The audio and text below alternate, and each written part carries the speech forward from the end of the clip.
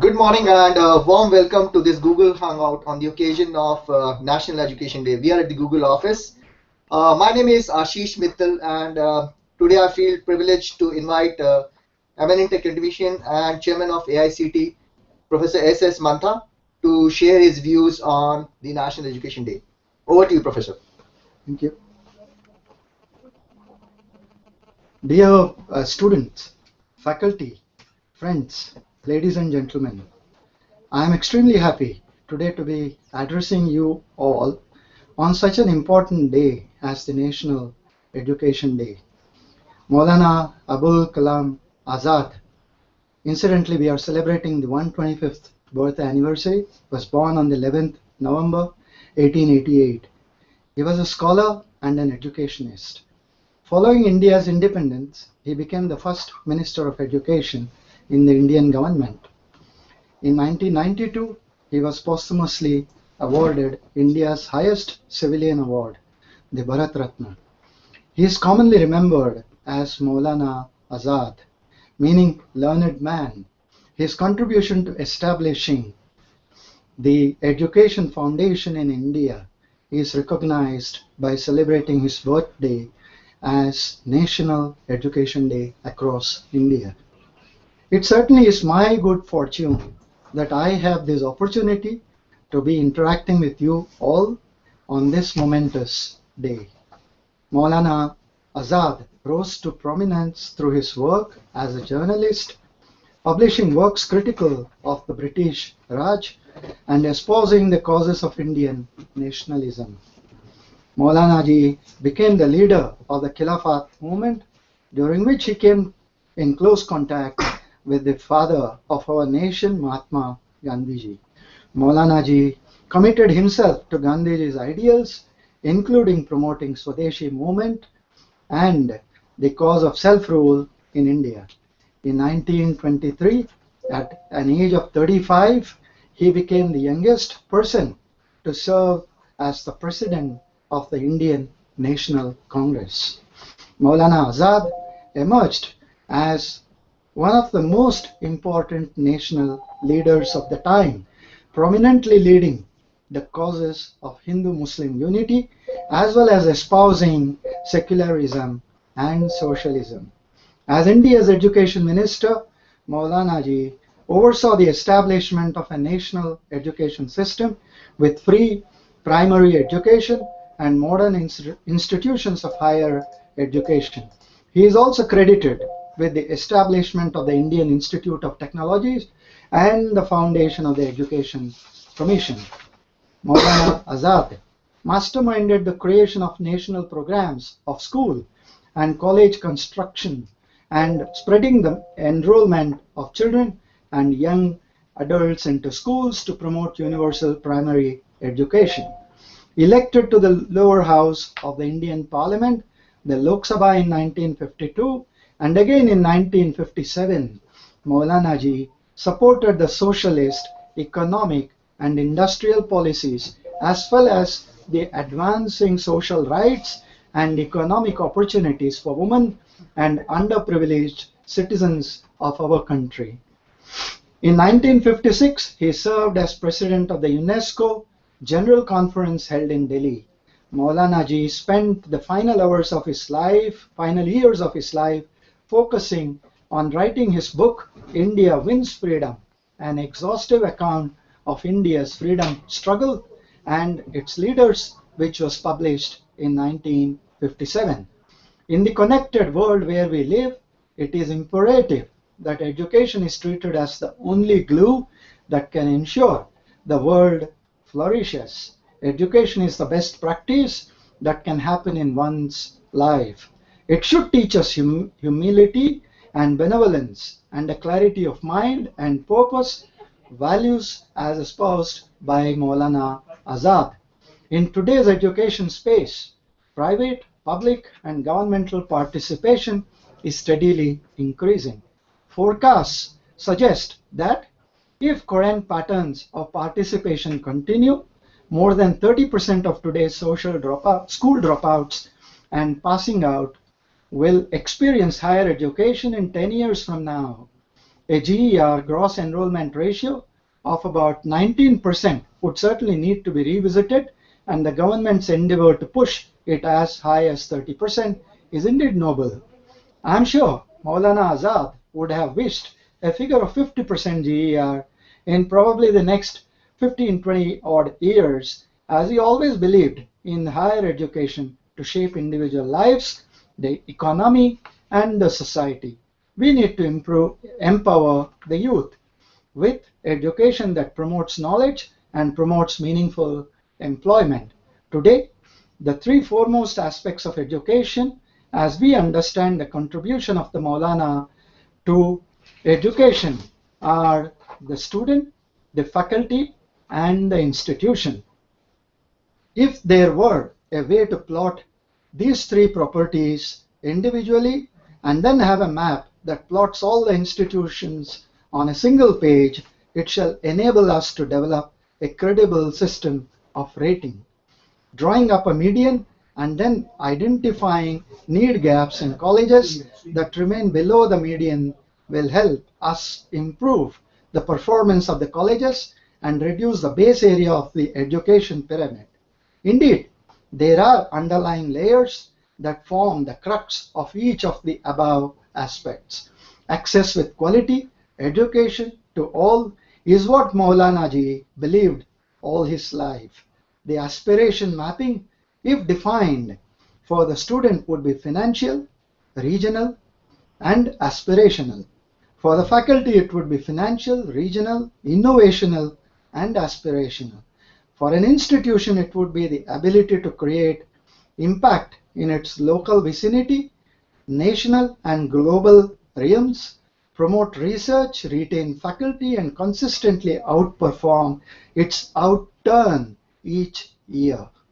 While there are no quick fixes to what ails, we need to recognize that the systems have become more complex and hence more challenging.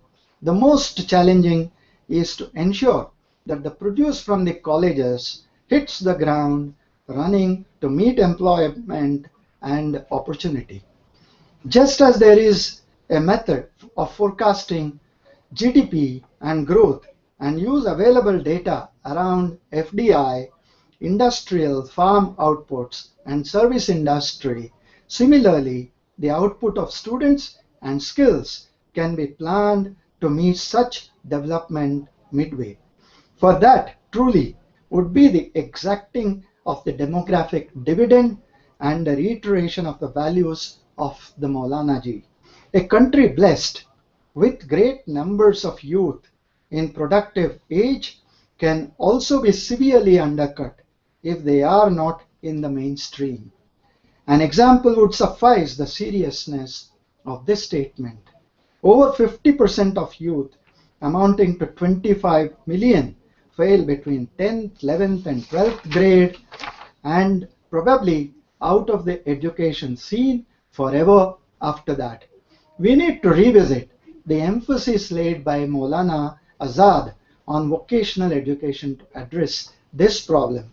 Hence, skills development, both in the organized and the unorganized sector, and training as an education imperative is an extremely important activity for a growing economy such as ours. Every student who goes through higher education will be well served if he or she has additional skills acquired along with his/her studies. It enhances the employability opportunities. On the other hand, skills acquired by a student who does not go through a formal education would provide a means of self-employment and also a chance for employment in the formal sector. Focused skill development with employability as the maxim is the need of the day. MHRD and AICTE, through the initiative of National Vocational Education Qualification Framework, NVEQF as we call, is but a small measure to measure up to the expectations of Maulana Ji. Private, public, and government participation has been steadily increasing in the education sector. Forecasts suggest that If current patterns of participation continue, more than 30% of today's school leavers will experience higher education in 10 years from now. Higher education will shape individual lives, the economy, and society. Such an activity must be the subject of broad and informed consideration and debate. We need to create a knowledge society. Knowledge is all pervasive, eventually moving to a truly egalitarian society that provides education for all. We also need to realize that our youth, coming from the kind of financial means that they have, would need to be sustained on some minimal financial incentive to pursue skills for employment, and hence we need credible financial models to sustain education for youth. Let me suggest a model for our planners. Out of more than 11,500 institutions that are in the AICTE domain and in the technical education space, even if we were to select 5,000 under the community college framework as a subset of NVEQF for the conduct of vocational education programs, the opportunities indeed are massive. A rough calculation would show that the GER would rise a healthy 5 points doing this. Best practices in education is notional at best, though specifics can always be defined. Anything that adds to overall well-being and acts as a force multiplier for economy is a best practice, be it in education, medicine, economics, or any other. As India's first Minister of Education, Maulana Ji emphasized on educating the rural poor and girls. As chairman of the Central Advisory Board of Education, he gave thrust to adult illiteracy, universal primary education, free and compulsory for all children up to the age of 14, girls' education, and diversification of secondary education and vocational training. Addressing the conference on All India Education on 16th January 1948, Maulana Azad emphasized, "We must not for a moment forget it is a birthright of every individual to receive at least the basic education, without which she cannot fully discharge her duties as a citizen." Finally, in Maulana Abul Kalam Azad's words, education imparted by heart can bring revolution in the society. Let's all rededicate ourselves to the ideals of Maulana Ji and work towards raising the entropy levels in the universe by educating all our children to build an inspired and innovative India of a new century that will be the envy of the world. Truly then, our and our virtuous leaders' trials and tribulations would be rewarded. Thank you. Jai Hind.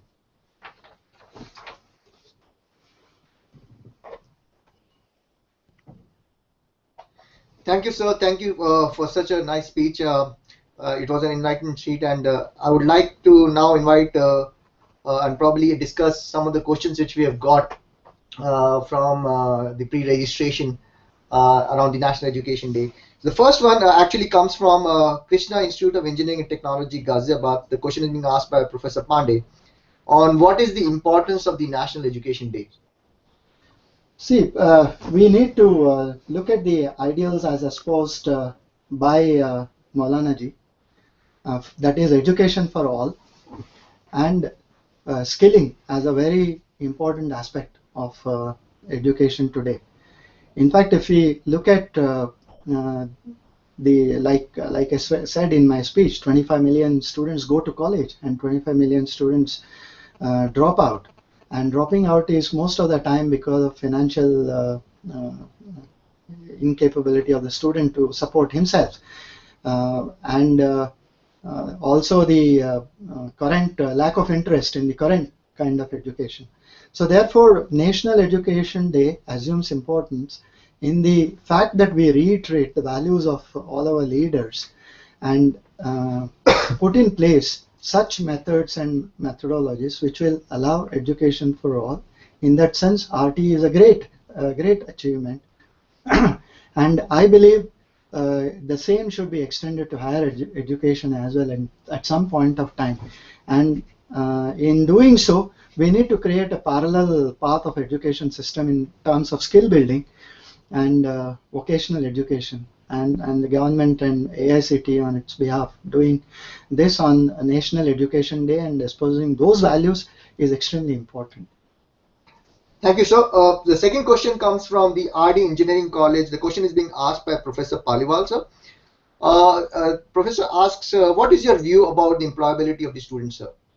Yeah, employability is certainly an issue. There have been several reports, be it a McKinsey report or an Ernst & Young report or an Associam report. People have always said that 25–30% of the current engineers are employable and things like that. I just would want to come on this in a slightly different context. The reports that were created were based on certain sectors, for example, notably the IT sector, and the report that was created was based on a creation of certain number of job roles and invitation of applications for those job roles. And based on that, the number of people who applied and who were found eligible for those job roles. And the report said that out of the applications received, 25% of them were employable. So therefore, in that context, I personally do not feel that this argument can be extended all across the spectrum. And therefore, the employability factor should be looked at in a different context. From my point of view, I would rather look at it in this context. We have almost 1 million engineers from the technical education space passing out every year. Now, if I assume that 25% of them were to be employable, then obviously 7.5 lakh students are not finding employment every year. And if I add that up over maybe 4–5 years time, 30–40 lakh students must be not finding any jobs. I don't think that's the current situation in the country. Most of the students, they get placement in probably 6 months, 1 year, maybe 1.5 years time. What could be a problem area is all these people must be employed. They must be surely employed, but probably underemployment is a problem. Underemployment is as serious as the other fact that the different reports are brought in. But we feel that employability, they are not just finding jobs, is not really correct. If that were the case, probably what are we doing about disciplines other than engineering? The situation must be much more serious. So all these things have to be seen in the right context. And I believe we also need to look at that there is a downturn these days. There is some kind of recession in the employment market, and therefore the things are only going to improve from here on. In order to improve the GDP, in order to improve our economics, the manufacturing activity has to improve, the primary employment sector, the secondary employment sector of manufacturing, the primary that of employment based on the earth produce, like agriculture, mining, and so on, the high value jobs, the tertiary employment sector, that's the service sector. All these have to improve. The manufacturing sector has to improve by great values, and subsequently all these will happen in this country, and I believe the employment scene will be much better in the years to come. Thank you, sir. We got another question from multiple colleges, and this is regarding the quality of education initiatives. So we want to hear your views around what is AICT doing around that. See, when we started off in about 4.5, 5 years back, we had certainly our share of problem areas, difficulties, and so on. We brought in complete e-governance, and we have got in complete accountability. From a purely transactional approach, we moved on to a robust process-driven approach where every single information of the institution is in the public domain today. Now, having said that, we have initiated several quality aspects. When we started off, we had a database which said to us that about 1/3 faculty had MTech qualifications, and 2/3 faculty had BTech qualifications, and the total number, the absolute number was somewhere near 4 lakh faculty. Now, we brought in certain initiatives like promoting PG education, because most of our teachers are working as at the entry level, maybe lecturers, maybe assistant professors, and so on. Now, if they were to go back and study, and if they were to drop their job, that possibly is not workable. So therefore, we started PG, a massive drive for PG education. We also promoted PG education in the second shift. Second shift is not a curtailed time factor. It's only a staggered time where the entire period is worked out. And in 4 years' time, I am very happy to tell you that we have today 5.5 lakh teachers in the system, and we have actually reversed that trend. Today we have 2/3 postgraduate teachers and 1/3 of BTech teachers. We still have a long way to go. We had about 25,000 PhDs at that time in the system. Today we have roughly 40,000 PhDs. So on several counts, there have been improvements. First of all, numbers will have to come. Quality will build out of those numbers. Quality cannot extend end to end, which means every institution cannot be of quality. There will be institutions which are good at the top. There are institutions with a large number of them which have the potential to become better. And obviously there are also institutions which, like every country, which will require a lot of inputs. We have started off several schemes, new schemes of funding, where teacher, faculty, and students, in fact, for students, we have started off an innovation program where in the next 2 months' time, we'll be allowing a mass program where students can show off their innovative skills. Yes. And we'll get a smaller number from that, where we'll promote them by funding them to translate their innovations into something tangible, and so on. We have started a research promotion scheme by funding about 1 crore rupees from our end, provided the industry chips in with 1 crore rupees, and we have funded 5 such initiatives in different institutions. Apart from this, there are a host of schemes which promote quality and so on. So therefore, from our side, we are making that effort to promote quality. At the same time, we are also into promoting the education for all, kind of, which is so dear to Maulana Ji's ideals, whereby 3 years back we have started a tuition fee waiver scheme, where 5% of the seats are given to economically backward, where family income is less than 4 lakh rupees. So we, this year, 1.5 lakh students have benefited from this scheme. So AICT is into development, quality improvement initiatives, the socialist, the social causes that are so important to this country. And we believe all these initiatives will improve technical education in days to come. When we started, the enrollment was about 5 years back, the enrollment was as low as 5 lakhs.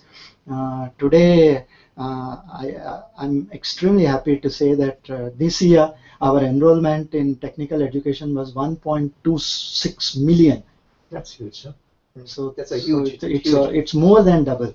So we have made our, but like every organization, people need to understand that regulators have a difficult role. and therefore we will try and do everything possible for all the stakeholders in this system. Thank you, sir. That's a great achievement. One closing question, and this is being asked by multiple students regarding the initiatives around skill building, vocational training. Considering we've got a huge upcoming youth population, so what are AICT steps towards that? Last year, we have worked on with MHRD a scheme called National Vocational Education Qualification Framework, NVQF as we call, which allows, it does not close any of the current methodologies that are in place. They will all continue to run. The NVQF would allow multiple levels of certificates, 7 to be precise, and each certificate is about 1,000 hours of learning, which translated into credits and modules and so on. The whole program is modular, and every certificate has a certain number of hours dedicated for skills and certain number dedicated for education. So the education hours act as a bridge to move from vocational education to formal education and vice versa. The skills allow the student at every certificate to acquire skills in different sectors. We have identified 15 sectors and 60 specializations. The sectors are, some of the sectors I can name are IT, the communications, the entertainment sector, the retail, marketing, paramedical, and so on. And we have also mapped the modular employment skills of Ministry of Labor and Employment, and therefore all these are available to students. They can move from level to level. The level 1 is equivalent to a 9th standard, level 2 is equivalent to a 10th standard, and so on. And therefore level 7 is equivalent to a degree in bachelor's in vocational education. Now that is formally instituted. So it gives you an alternate pathway from BA, BCom, BSc, and now you have one more pathway, bachelor's in vocational. At level 5 you get a diploma in vocational education. And at level you can choose to be a degree, or if you continue in a polytechnic, you can even get an advanced diploma in vocational education in any of these sectors at level 7. This scheme also recognizes the prior learning because the skills are given by the skill knowledge provider, the trainers, whom we are registering online on the portal. We have registered about 350 institutions to conduct vocational education programs, about 100 trainers to provide this training, and all that a person who has the skills, for example, somebody may have done his 12th in 2005, and he has worked in an automobile company and acquired the skills maybe which are at level 4, level 5. All that he has to do is go to the trainer, which we've identified, and get his skills assessed, and he gets a skill certificate. And with his education certificate of 2005, the credits will be added, and he gets an entry into level 5. So the prior learning skills are taken care of. The bridge between moving from vocational to formal to vocational is also available, and therefore this is a great and the student, the USP is he can drop out at any certificate level, find an appropriate job because he has skills at that certificate level, and come back into the system whenever he chooses so, because all the modules are credit based, modularly designed, and industry specific content, and the job roles are industry specific. Working with the sector skill councils on this, and I believe this is a great opportunity for an India where the 25 million can very easily become 125 million in the next 10 years.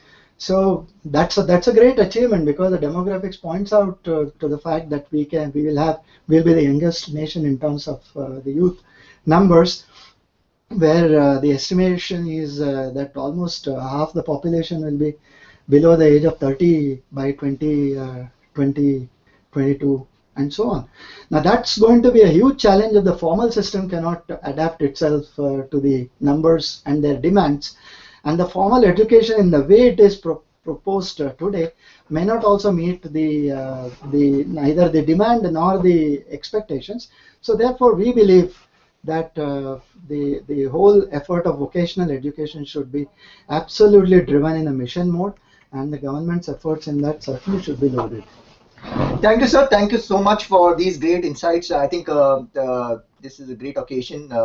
Thanks for taking time. Now I would request you if you can have a speech in Hindi as well. Over to you, sir. Thank you. Thank you so much, all my colleagues, friends, and so on. Thank you very much.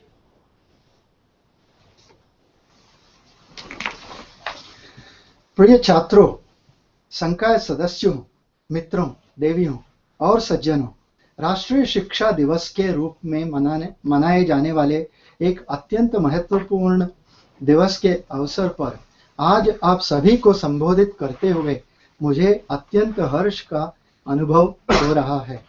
Maulana Abul Kalam Azad का जन्म 11 नवंबर 1888 को हुआ था। वे एक विद्वान और अत्यंत उत्कृष्ट शिक्षाविद थे।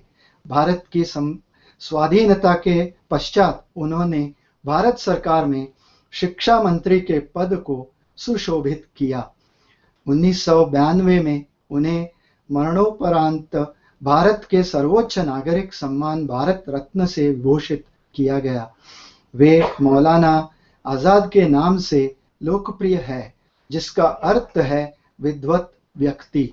भारत में शिक्षा की नींव स्थापित करने के लिए उनके द्वारा किए गए योगदान के सम्मानार्थ उनके जन्म दिवस को समूचे भारत में राष्ट्रीय शिक्षा दिवस के रूप में मनाकर उन्हें श्रद्धा के साथ स्मरण किया जाता है।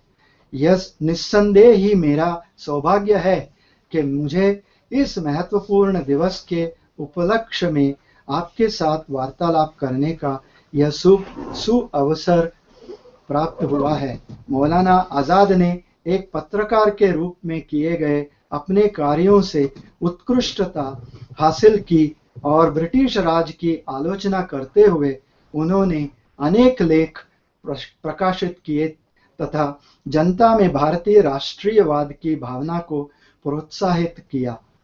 मौलाना जी ने खिलाफत आंदोलन की अगुवाई की और इस आंदोलन के दौरान ही वे राष्ट्रपति महात्मा गांधी के निकट संपर्क में आए। मौलाना जी ने स्वयं को गांधीवादी विचारधारा के प्रति समर्पित कर दिया था तथा इस कार्य में उन्होंने स्वदेशी आंदोलन को प्रोत्साहित किया और जनता में भारत के प्रति स्वराज की भावना को बढ़ावा दिया। 1923 में 35 वर्ष की आयु में वे भारतीय राष्ट्रीय कांग्रेस के अध्यक्ष पद को सुशोभित करने वाले सबसे युवा व्यक्ति बने। मौलाना आज़ाद उस समय के सबसे महत्वपूर्ण राष्ट्रीय नेताओं में से एक के रूप में उभर कर सामने आए और उन्होंने हिंदू मुस्लिम एकता तथा साथ ही धर्मनिरपेक्षता और समाजवाद की भावना के प्रचार प्रसार के लिए छेड़े गए आंदोलनों का अत्यंत उत्कृष्टता के साथ नेतृत्व किया। भारत के शिक्षा मंत्री के रूप में मौलाना जी ने निःशुल्क प्राथमिक शिक्षा तथा उच्चतर शिक्षा की आधुनिक संस्थाओं वाली एक राष्ट्रीय शिक्षा प्रणाली की स्थापना की परिकल्पना की। उन्हें भारतीय प्रौद्योगिकी संस्थानों की स्थापना करने तथा शिक्षा आयोग का गठन करने का श्रेय भी प्राप्त है।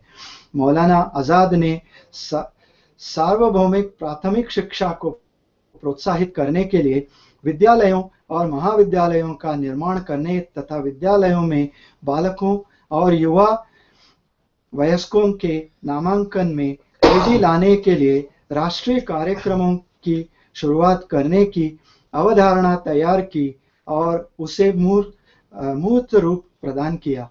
मौलाना जी 1992 में और पुनः 1997 में सांसद के निचले सदन लोकसभा के लिए चुने गए। उन्होंने समाजवादी आर्थिक और औद्योगिक नीतियों का समर्थन किए और साथ ही उन्होंने हमारे देश की महिलाओं एवं दलित शोषित नागरिकों को सामाजिक अधिकार उपलब्ध कराने तथा आर्थिक अवसर प्रदान करने की दिशा में भी कार्य किया। 1956 में उन्होंने दिल्ली में आयोजित यूनेस्को के आम सम्मेलन में अध्यक्ष के रूप में कार्य किया। मौलाना जी ने अपने जीवन के अंतिम वर्ष अपनी पुस्तक इंडिया विंस फ्रीडम को पूरा करने में व्यतीत किए, जिसमें उन्होंने भारत के स्वाधीनता संग्राम एक विस्तृत विवरण प्रस्तुत किया है। यह पुस्तक 1957 में प्रकाशित हुई। परस्पर जुड़े इस विश्व में जहां हम रहते हैं, यह अनिवार्य है कि शिक्षा को ही एकमात्र ऐसा जोड़ समझा जाए जो यह सुनिश्चित करे कि विश्व की समृद्धि हो रही है। शिक्षा ही किसी मनुष्य के जीवन में स्थान रखने वाली समस्त प्रक्रियाओं में से श्रेष्ठतम प्रक्रिया है। इसे हम उदारता और परोपकारिता का पाठ पढ़ाना चाहिए। हमारे मस्तिष्कों में स्पष्टता का भाव पैदा करना चाहिए तथा ऐसे मूल्यों को आत्मसात करना चाहिए जिनकी परिकल्पना मौलाना आजाद द्वारा की गई थी। आज के शिक्षा जगत में निजी, सार्वजनिक और सरकारी सहभागिता में धीरे धीरे वृद्धि हो रही है। पूर्वानुमान बताते हैं कि यदि सहभागिता के मौजूदा प्रतिमान जारी रहे तो आज विद्यालय छोड़ने वाले छात्रों में से 30% छात्र आज से 10 वर्ष बाद एक उच्चतर शिक्षा परिदृश्य का अनुभव करेंगे। लगभग 19% जीईआर की निश्चित तौर पर पुनः समीक्षा किए जाने की आवश्यकता होगी तथा इसे बढ़ाकर 30% करने के सरकार के प्रयास निश्चित तौर पर प्रशंसनीय है। मुझे विश्वास है कि मौलाना आजाद ने संभवतः आगामी 20 वर्षों में 50% जीईआर की कल्पना की होगी, क्योंकि वे सदैव इस बात में विश्वास रखते थे कि उच्चतर शिक्षा व्यक्तियों के जीवन, अर्थव्यवस्था और समाज को सही दिशा प्रदान करने का कार्य करती है। हमें अपने युवाओं को ऐसी शिक्षा के साथ सशक्त बनाने की आवश्यकता भी है जो ज्ञान को बढ़ावा देती है और अर्थपूर्ण रोजगार को प्रोत्साहित करती है। आज मौलाना आजाद द्वारा योगदान के रूप में शिक्षा के क्षेत्र को प्रदान किए गए शिक्षा के 3 अग्रणी पहलू है: छात्र, संकाय और संस्था।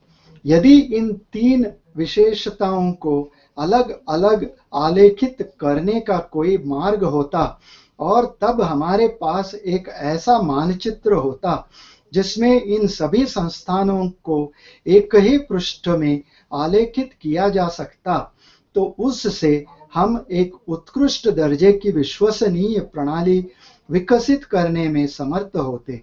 एक न्यूनतम स्तर तैयार करके और उसके उपरांत उस न्यूनतम स्तर से नीचे रह जाने वाले महाविद्यालयों में आवश्यकताओं और खामियों की पहचान करके हमें महाविद्यालयों के प्रदर्शन में सुधार करने में तथा शिक्षा पिरामिड के आधारित क्षेत्र में कमी लाने में सहायता मिलेगी। वास्तव में ऐसी अनेक सतहें विद्यमान है जो उपरोक्त प्रत्येक पहलू के मर्म का निर्माण करती है। सभी नागरिकों के लिए गुणवत्तापूर्ण शिक्षा की पहुंच सुनिश्चित करना ही मौलाना जी के जीवन का एकमात्र ध्येय था। इस मानचित्रण की आकांक्षा को यदि परिभाषित किया जाए तो यह छात्र के लिए वित्तीय, प्रादेशिक और महत्वाकांक्षी होगी। संकाय के लिए वित्तीय, प्रादेशिक, अधुनातन और महत्वाकांक्षी होगी और संस्था के लिए इसके स्थानीय, परिक्षेत्र, राष्ट्रीय और वैश्विक क्षेत्रों में प्रभाव सृजित करने, शोध को प्रोत्साहित करने, संकाय सदस्यों को बनाए रखने तथा प्रत्येक वर्ष इसके प्रदर्शन में निरंतर और सुधार लाने की योग्यता होगी। हालांकि हर समस्या का हमारे पास कोई तत्काल समाधान विद्यमान नहीं है। हमें इस बात को समझना होगा कि प्रणालियां और अधिक जटिल बन गई है तथा इस प्रकार वे और भी अधिक चुनौतीपूर्ण हो गई है। सबसे बड़ी चुनौती यह सुनिश्चित करना है कि महाविद्यालयों से निकलने वाले छात्र रोजगार पाने और अवसरों का लाभ उठाने के लिए एकदम तैयार रहे।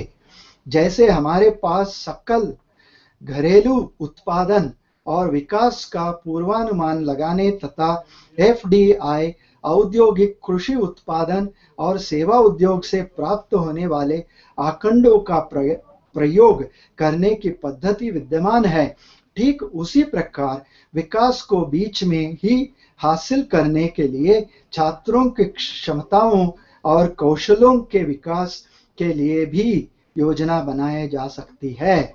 इस कार्य के लिए हमें देश के जनसांख्यिक लाभांश और मौलाना जी के मूल्यों को परस्पर संयोजित करने की आवश्यकता होगी। विशाल संख्या में उत्पादक आयु वाले युवाओं से परिपूर्ण कोई देश भी उस समय गंभीर हानि की स्थिति में रहेगा यदि उन युवाओं को मुख्य धारा में शामिल नहीं किया गया हो।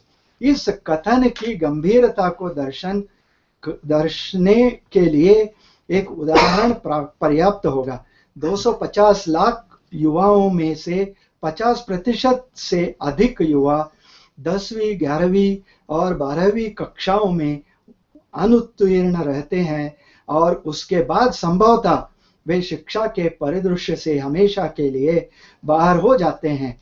हमें इस समस्या का समाधान करने के लिए मौलाना आजाद द्वारा व्यावसायिक शिक्षा पर प्रदान किए गए बल की पुनर्समीक्षा करने की आवश्यकता है।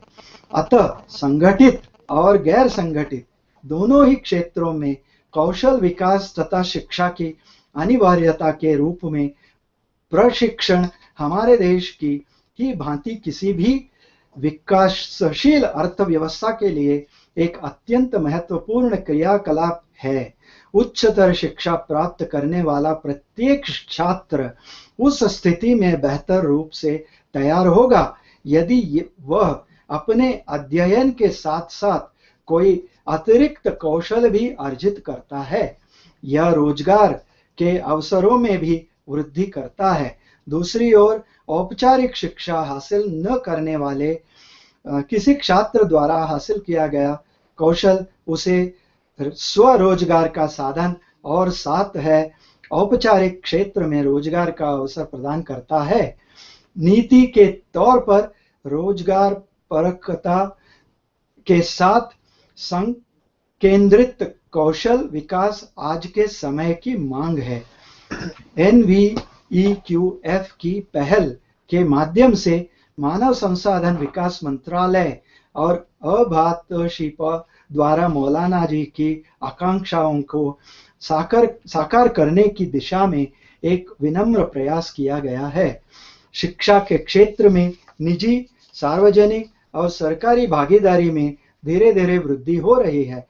पूर्वानुमान यह समझ सजाते हैं कि यदि प्रतिभागिता के वर्तमान प्रतिमान जारी रहे तो आज विद्यालय छोड़ने वाले छात्रों में से 30% से अधिक छात्र अब से 10 वर्षों में उच्चतर शिक्षा परिदृश्य का अनुभव करेंगे। उच्चतर शिक्षा व्यक्ति विशेष के जीवन, अर्थव्यवस्था और समाज को एक सुदृढ़ स्वरूप प्रदान करेगी। ऐसा कोई क्रियाकलाप व्यापक और संसूचित विचारण और चर्चा के अध्याधीन होना चाहिए। हमें एक ज्ञानवान समाज सृजित करने की आवश्यकता है। ज्ञान एक ऐसा सुविकार है जो अंततः एक ऐसे पूर्ण समाजवादी समाज की और अग्रसर होता है जो सभी को शिक्षा प्रदान करता है। हमें यह समझने की भी आवश्यकता है कि हमारे युवा ऐसी वित्तीय पृष्ठभूमियों से आते हैं जहां उन्हें रोजगार के लिए कौशल अर्जित करने के लिए कुछ न्यूनतम वित्तीय प्रोत्साहन प्रदान करने की भी आवश्यकता होती है। अतः हमें युवाओं के लिए शिक्षा सुनिश्चित करने के प्रयोजनार्थ विश्वसनीय वित्तीय मॉडलों को तैयार करने की भी आवश्यकता है। मैं हमारे योजना निर्माताओं को ऐसे ही एक मॉडल का सुझाव देता हूं। अभातशिप के क्षेत्राधिकार के अंतर्गत और तकनीकी शिक्षा के क्षेत्र में विद्यमान 11,500 से भी अधिक संस्थाओं में से यदि हम व्यावसायिक शिक्षा कार्यक्रमों के संचालन के लिए NBEQF के भाग के रूप में 5,000 समुदाय महाविद्यालयों को भी चयन कर लेंगे तो निश्चित तौर पर रोजगार की संभावनाएं अत्यंत व्यापक हो जाएगी। मेरा यह आकलन दर्शाता है कि ऐसा करने से GER में 5 अंकों तक की अच्छी वृद्धि अवश्य होगी।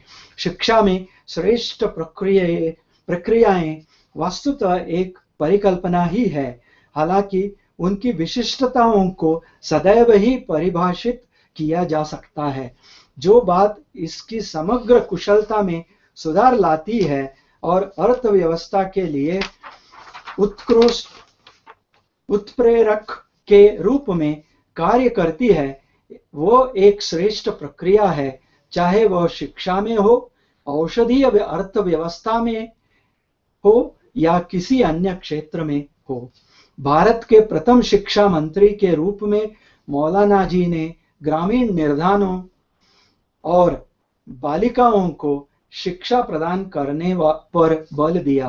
केंद्रीय शिक्षा सलाहकार बोर्ड के अध्यक्ष के रूप में उन्होंने प्रौढ़ साक्षरता, सार्वभौमिक प्राथमिक शिक्षा, 14 वर्ष तक के बालकों के लिए निःशुल्क और अनिवार्य शिक्षा, बालिका शिक्षा तथा माध्यमिक शिक्षा और व्यावसायिक शिक्षा के विविधीकरण पर बल दिया।